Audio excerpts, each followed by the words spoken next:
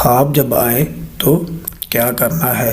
سیدنا ابو قتادہ رضی اللہ تعالیٰ عنہ سے روایت ہے کہ اللہ کے نبی صلی اللہ علیہ وسلم نے فرمایا، صحیح مسلم کے اندر موجود ہے، رسول اللہ صلی اللہ علیہ وسلم نے فرمایا، اچھا خواب جو ہے وہ اللہ کی طرف سے آتا ہے اور برا خواب جو ہے وہ شیطان کی طرف سے آتا ہے۔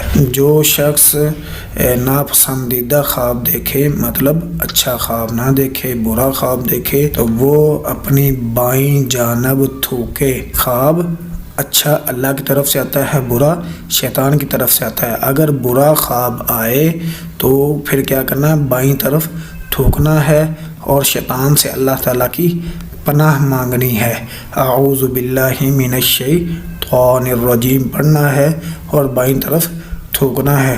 تو وہ خواب جو اس نے دیکھا تھا، جو خواب کے اندر اپنا نقصان دیکھ رہا ہے، اس کے ساتھ برا ہو رہا ہے، برا خواب آیا ہے نقصان والا، تو یہ عمل کرنے کے بعد یعنی بائیں طرف تھوکنا اور اللہ سے پناہ مانگنا اعوذ باللہ من الشیطان الرجیم پڑھنے سے وہ خواب میں اس نے جو دیکھا ہے وہ حقیقت نہیں ہوگا، تو اسے وہ نقصان نہیں پہنچائے گا۔ اور ناپسندیدہ خواب کسی سے بیان نہ کرے، جو برا خواب ہے وہ کسی کو بتانا بھی نہیں۔ اس کے اندر ہم نے کتنی چیزیں سیکھیں، اچھا خواب اللہ کی طرف سے اور برا خواب شیطان سے۔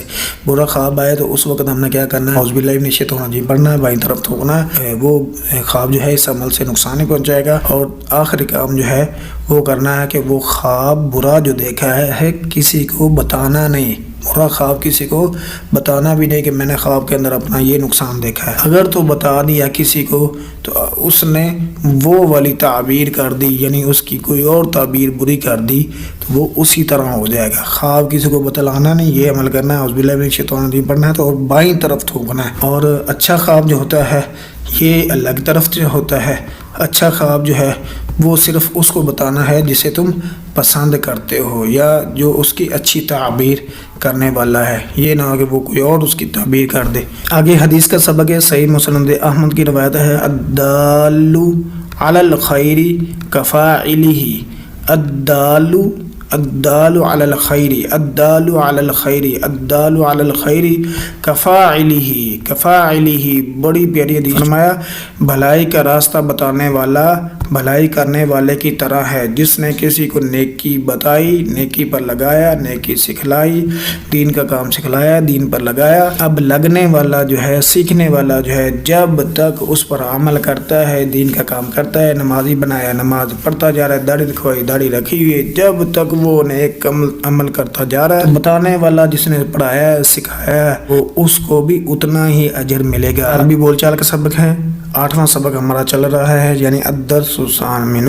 8واں سبق یہاں تک ہم نے پڑھ لیا ہے۔ حجرہ یعنی کمرہ، باغیچہ، بس، مبرات جو ہے قلم تراش، تبشورہ چاق کا ٹکڑا، طیارہ پتنگ، روبیہ روپیہ، پیسہ پیسے، شاہنہ ٹرک، تو ان کے معنی آپ نے یاد کرنے ہیں۔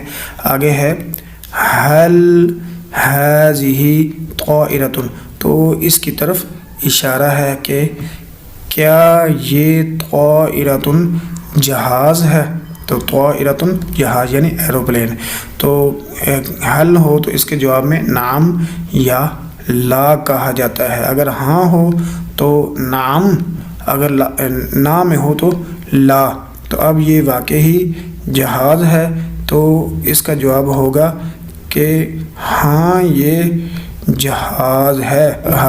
ہذہ، یہ طائرۃ تا گول آخر میں آئی ہے تو یہ ہذہ لگے گا، تو ہذہ طائرۃ جو ہے اس کے جواب میں لگے گا تو شروع میں آئے گا نعم، یعنی حل ہذہ طائرۃ، کیا یہ جہاز ہے، تو جواب ہے نعم ہذہ طائرۃ، ہاں یہ جہاز ہے۔ آگے یہ باغیچہ ہے، پھول وغیرہ درخت وغیرہ بنے ہوئے ہیں، تو باغیچہ یعنی باغیچے کو عربی میں حدیقۃ کہتے ہیں۔